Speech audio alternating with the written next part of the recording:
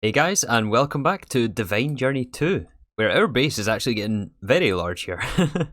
So last episode we started our work through LightningCraft, and I've been doing some building between episodes, trying to just clean up this area we set up last time. So we started by making the galactic plating, and then set up automation for some of the wafers that we'll need a lot of today actually. And we moved over our silicon to support the wafer production, and finally we got some of these compressed platings. I also mentioned last time that we still had some BloodMagic things to fix, and I have went ahead and filtered in all of the materials here for all of the tier 4 essences. We are missing one more thing out of this Reductus though, and that is lithium. This is working off a very small backlog we have, but now that we have the iridescent ore, we can create lithium seeds. Also, yes, we could have dipped mithril essence last time. Yeah, there was no need for us to craft 3 of these things, but it's done now. All it cost was a little bit of sanity, but that's okay. Okay, let's plant these lithium seeds. Assign these ingots a crafter, and give them a drawer. Oh, I guess it doesn't compact. Okay, let's swap out the drawer then. Alright, let's see how far we can get through LightningCraft today. And the first one is to make some oxygen vents and oxygen fans. The fan is a quite easy recipe to add here. We have the oxygen on passive, I believe. The basic wafers though are very expensive, taking these rainbow tablets and runes. I'm curious how many of these tablets we're going to have to make today, but let's put in recipes for these. And the oxygen vent takes some of our compressed steel that we made, along with the fan, and some mechanism filter upgrades. Continuing down the left side of the quest tree here, we have to make some more apparatus for space. Let's see how bad these recipes get though. Okay, so oxygen mask takes a gas tank, that's easy.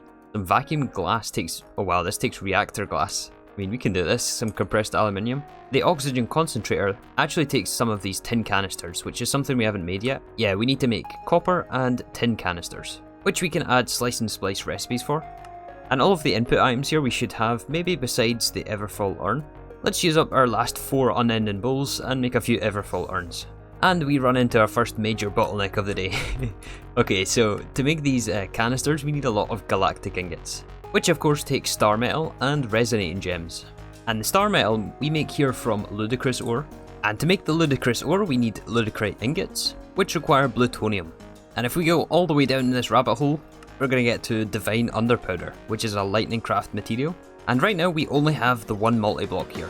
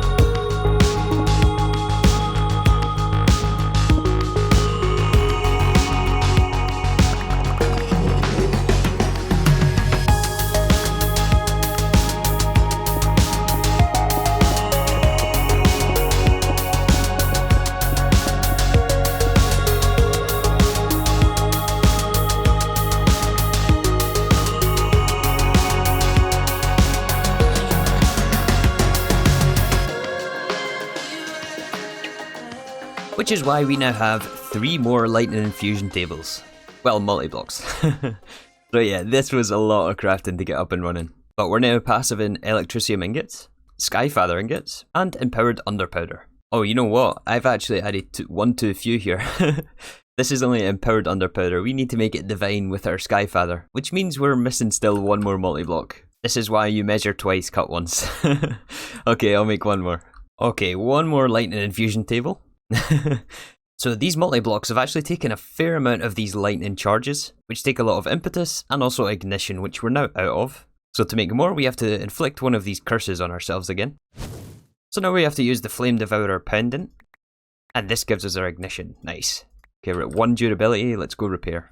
I'm so glad you can repair this as well, because making another one of these would be a nightmare on top of all the other stuff. Alright, and after making some more impetus, we can make our lightning charges, which should allow us to make our blueprint here. And I think the blueprint is required for this multi-block to form. Alright, the blueprint is just finished. Let's try this again. So we have 5 infusion multi-blocks now. This one should now be processing. Yep, I've filtered in the empowered underpowder. And we also need Skyfather dust for this. So the Skyfather dust we now have over here. This used to be our alloy smelter for dark steel. And we also have a pulverizer here for Electricium dust, which is used in one of the earlier stages. Yeah, it's used for the empowered underpowder. So yeah, the first multi-block here makes our Electricium. This again just comes from blocks of iron, gold and diamond. The second one here is for Skyfather, which comes from Skyther and chunks. We are farming this from some mobs. And also Thunderstone. More on that in a second though. The third one that we have on passive here is for empowered underpowder, which is made from Guard's bone meal, Electricium dust, which we saw the pulverizer for, and underpowder, which we're farming from mobs. And then yeah, the last one is for divine underpowder. But back to the Skyfather ingot. For the inputs for this, we also need Thunderstone, which we're now making over in this space. I added a crafter here for Thunderstone. So this takes our Electricium ingots, some scorned bricks, which is just compressed netherrack and compressed obsidian. But this does also take BloodMagic ethereal slates, which is why we now have 3 BloodMagic blood altars. So we've been meaning to add these for quite some time actually, and it actually took quite a lot of crafting to get these up and running. So we still have to optimize the rune placement on these things. But the way this is going to work is we're going to use this first one, the original, to generate us life essence using this ritual. This one to the left is going to craft all of our slates, and the one on the end here is going to fill our blood orb. And obviously, since we're just using the one ritual, we still have to have blood in these blood altars to be able to craft with and also fill the blood orb. So underneath this first one, I've added a fluid conduit buffered into a black hole tank, and that just goes to ender tanks, which are connected on the second and also the third one over there. Oh, and for now, I also switched this. This one used to be the tier 6 one. However, these crystal clusters are very expensive still for us at the moment. So I switched the tier 6 to here so that we could fill our transcendent blood orb with this, as I think it has to be the same tier as the blood orb in order to fill it. But yeah, as you can see here, we're not keeping up with our blood production, which means we can probably swap out some of these runes with sacrifice runes, and that should help with generation. We don't really need these runes of capacity on this one. I think we'll swap the capacity ones to that second blood altar there. So yeah, obviously to make our slates, we have to take our Abyssal Stone, which we still should have a lot of. Yeah, 348,000, yeah, that's a lot of slates to make. But I think at this point, we're going to move our slate production over to that altar over there. I mean, the other option is to keep this here and move the ritual over. But I kind of like the ritual here, and moving all those mobs is worse than moving this integrated dynamic setup.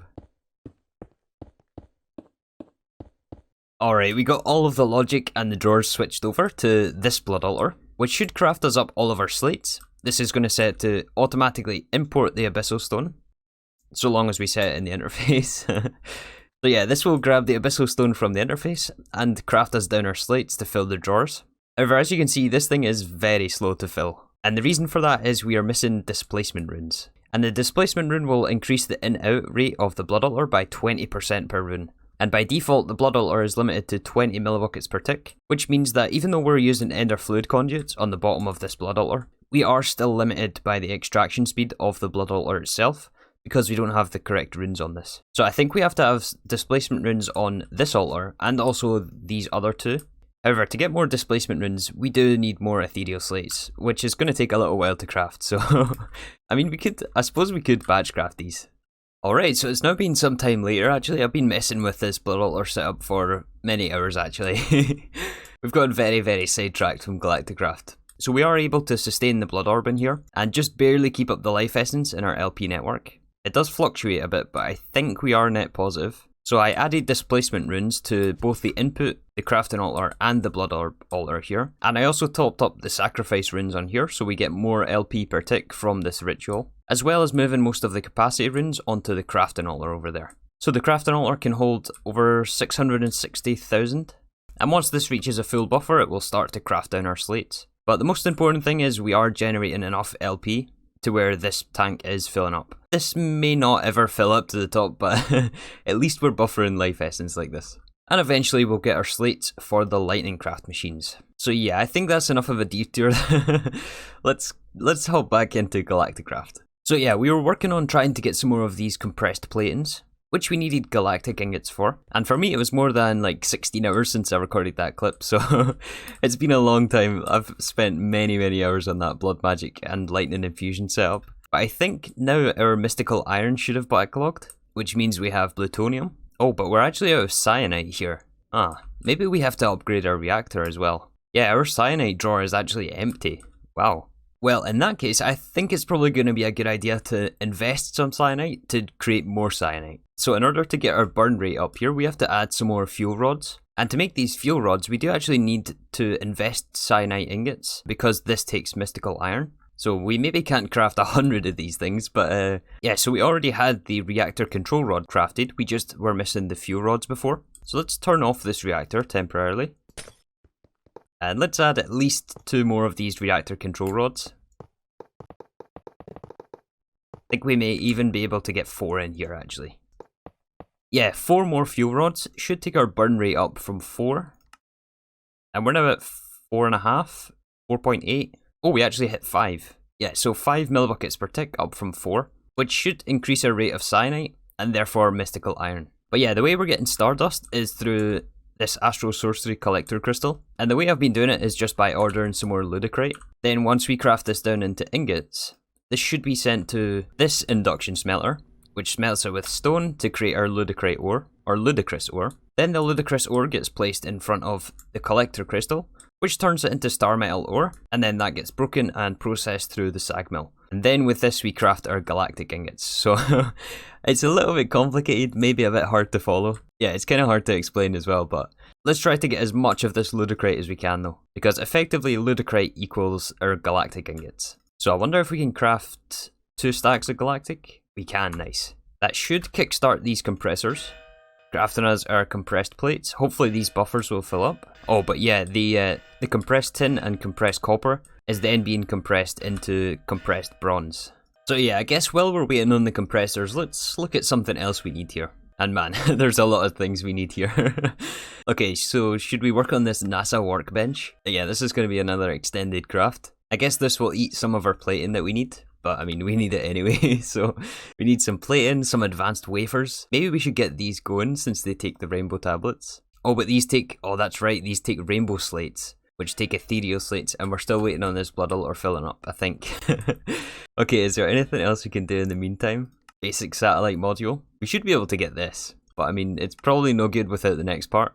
Alright, well I guess we work in order. Let's try to do these solar panels, which we're going to need as part of the satellite. So this is going to take some of our blue solar wafers that we... Oh yeah, this is another rainbow tablet. Well, hopefully we can get at least some of these things. I mean, it gives us 1 pair. Let's start encoding the recipes anyway. And then we have to turn these single modules into the full solar panel. And the quest mentions we need 24 full solar panels. Let's just have a peek at what 24 of these things is going to cost us. And 1200 simple catalysts. Yeah, 144 compressed tin. Okay, let's just get 1 for now for the quest. Hey, progress. Okay, I've also turned off this compressed bronze, just to let the tin and the copper build up. So now I think we can request our canisters. There's the tin and the copper. More quests, nice. Alright, let's have another look at this NASA workbench. Now that we have a bit more plating to work with, we are going to need 6 creation stations, which should be doable. I think we'll also need the ender furnace recipe though. So it looks like all we're missing for these is some ender cores, which we actually have on passive. However, these ender cores are the inactive versions. To activate them, we have to send them through this ender chest that we have set up, which means we have to add them to the filler here, and also add a recipe for each one. So there's the enhanced version, and the basic version. So when we request these things, they will get sent to this ender chest in the end, where we have to add 2 more filters on these mechanical users. This one will be the inactive versions. Those will go into the user, get clicked on the end crystal to be activated, and the activated ones will be filtered back into the ender chest. Okay, so now can we get 6 creation stations? And this is probably the cheapest thing out of this multi-block, so... Alright, so next is 1 builder. Yeah, we can request a builder, no problem. Okay, next up is 4 matter transporters. Yeah, we can request 4 of these things. 17 heavy duty plates. Oh, that was even a quest. Okay, we have 2 already. Can we request another 15? Hey, we can, nice. Remember, each one of these compressed plates takes a galactic ingot. So it looks like it's nothing. Oh, it's just some compressed plates, but I mean, yeah, those things are deceivingly expensive. Okay, and a galactic machine frame, we can get one of those things. All we're missing from this list is 6 advanced wafers and this cubic cluster. It looks like we can request a level 5 though, and when you put it like this is actually a case where it doesn't seem like a lot of resources. Alright, and the wafers have just finished crafting, which means we now have a NASA workbench, which gives us some of our heavy duty plates back. That's actually a very generous quest reward. Alright, so it doesn't look like we can get to the moon until this quest here, so I think we've got a lot more infrastructure to set up before that. So let's hop over to this quest over here, which is the satellite builder. And I think for progression we have to send a satellite into orbit before we can discover the planet and actually launch the rocket for ourselves. So yeah, we'll need the satellite builder, which we briefly looked at a little bit earlier on. Okay, so this is 2 more builders, a galactic machine frame, some superheating elements, which I think we used earlier on for one of these multi-blocks. I think it was the compressor last episode. But then I think the rest of these things we should have, maybe except this thing. But we can craft this. Alright, we almost got this next elite craft filled in. We're missing still 6 items here, which is Dark Solarium thrusters. So we have 1 in our system somehow. I'm not sure why that's there, but can we request another 5? Yeah. Oh, and it looks like enough time has passed for some of these buffers to fill up, which means our slates are now crafting, which is perfect. This can't happen quick enough, to be honest. We need a lot of these slates. Okay, 1 more thruster crafting, which completes our satellite builder. I have no idea how to use this, but I guess we'll find out soon enough. Okay, I guess we have to build some satellites now, which does mean we need the satellite module. Oh, and again, the quest book is a little bit deceiving here. It only asks for 1, but it does say in the quest text that we need 6. So let's request 5 more of these. Alright, this unlocks our satellite, it looks like, so we need to craft the basic satellite inside the satellite builder. And I guess this is what we need all the solar panels for. Are we at a point where we can request these solars yet? 23 more of these things? No, absolutely not. Oh, and it appears we don't have any more Holy Stone for this. And the Holy Stone is used in Sanctus, which is the alchemy table craft. So let's try to ensure that we don't have to worry about this again. We're going to repurpose this builder, which used to run in the Abyssal Wastelands here. And instead we'll plant this thing in the Aether. And this is also going to give us the added benefit of this Aether dirt. And the Aether dirt we actually use for living matter. So we have to add it to our filter modules here. We can add Aether dirt and also Holy Stone. Oh yeah, that's a lot of Holy Stone. Look how quick this thing's filling up. And then we'll have to add these items to our output drawers here. Okay, so having another look at this solar panel list of the bottlenecks that we have, we are missing 96 Dreadium swords and also 96 reinforced shields, both of which take Dreadium ingots. And the sword actually takes refined Corallium swords, which takes refined Corallium ingots, and this is made through some sort of arc furnace recipe. Yeah, this one here with ender alloys, abyssal stone and Corallium gems. And to give us enough of the materials that we need, we can actually make our Corallium seeds by now.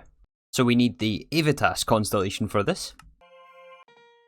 And we have Corallium seeds, which I think we actually need to make the Abyssalnite. And then we need the Abyssalnite to make Dreadium. But let's not make the same mistake as last episode and craft more than we need when we can just duplicate them with the crop sticks.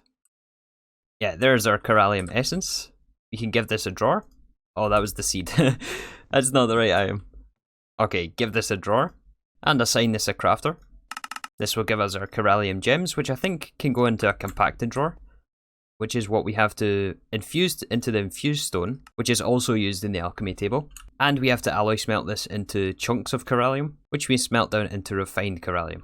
But first, let's get the other Abyssalcraft seeds, starting with the Abyssalnite, which we plant, store, craft, and store in the compacted drawer again.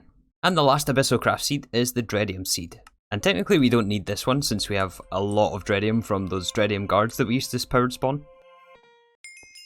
But we might as well pick up the quest while we're here. So with those seeds, I've now started this new passive. I did not mean to do that. I'm not going to be able to put that back in. Well, let's just delete it. So yeah, with these resources from the seeds, we can now create our Dreadium swords and Dreadium reinforced shields. Both of which again are used for the Hellfire Forge damage reagent. We are still missing 2 alloy smelters for the Corallium chunks though. I think we can get rid of this pink slime. So instead of pink slime and mithril here, we instead want to ask for the Corallium gem clusters, Abyssal stone, and basic ender alloy. All of which we'll have to try to fit in the interfaces back there. Which should now be giving us the chunks of Corallium. And I think the only use for these things is... oh, we can make crystallized Corallium? I don't think we need this though. Yeah, we just have to smelt these things. Which means instead of putting a drawer here, I think we're actually just going to repurpose this alloy smelter for Enderium, since we have seeds for Enderium now. So we can just turn off the extract of this alloy smelter, replace this drawer, and configure this to auto output the bottom side. Nice, and this gives us a refined Corallium ingots, which should start to fill these crafters, and make their way over to the Hellfire Forges here. Nice, nice. Yeah, and in fact, I might actually just take the storage downgrade off this, since these input items are effectively free for us now. And same with a few of these other ones too. Yeah, like the neutral reagent, we can buffer way more than a stack of neutral reagents. Same with the Tempest reagents. I mean, these are a little bit more complex, but I mean, all of these things we actually have. Yeah, let's bump this up to 4 stacks. Same with the damage and strength. And all of these tier 1s can also get the upgrades. Okay, now can we at least request half of these solar panels? Can we request 12? We're missing some compressed tin. Apart from that though, we have everything else available to us. Yeah, let's get some more galactic ingots then. Alright, we are close, we're close. So I turned off some of these other compressors just so that we could have the tin that we need. However, I was looking ahead at the next quest after this basic satellite, which of course takes 24 of these full solars. And our next quest is to get the satellite controller, which takes 2 basic satellites. So that's going to be 48 solars total. Plus, I think we actually need this basic satellite to put inside the satellite rocket. I'm not sure where that's going to be on the quest, but that means that it's 3 of these basic satellites. I mean, the quest does give us 8 full solar panels as a quest reward, and perhaps this also gives us some, but that's like way more than I was expecting. So in that case, let's try to close out this episode by trying to get our first tier 1 rocket, which looks like it's these 2 quests. So for that we need 1 nose cone, 4 rocket fins, and 1 tier 4 rocket engine. Alright, all the recipes are in. Let's see what surprises this has in store for us.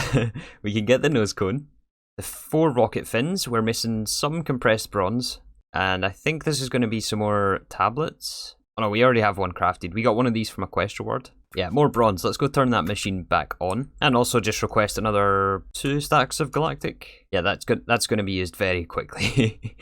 And the last part is the tier 1 rocket engine, which we have all the materials for. I guess we can order the fins up separately by requesting these thrusters first of all. So I think it was 1 pair. Let's get those crafting first. And after a little bit of patience, we have our rocket fins requestable. Actually, what is this trying to craft with all these runes? Oh, it must be the rune of gluttony for these basic wafers. Yeah, that must be what it is. Okay. But yeah, that was only part of the rocket.